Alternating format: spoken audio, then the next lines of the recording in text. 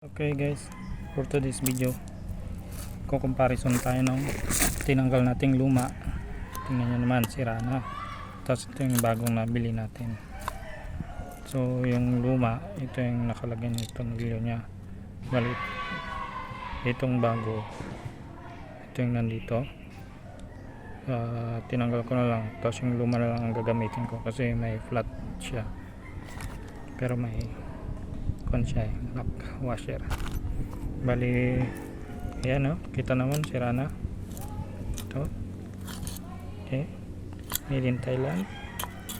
Yung marking nya iba, 12361 BC030. Itong luma, ayan na, BC010.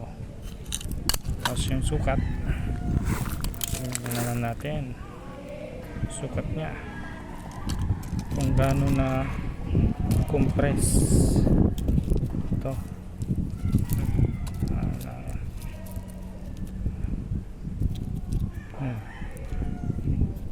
So yun, na-compress siya ng halos 45.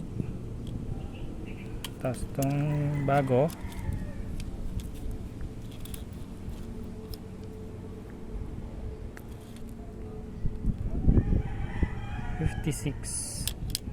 so halos 10 mm yung kanila, 10 mm yung pagitan.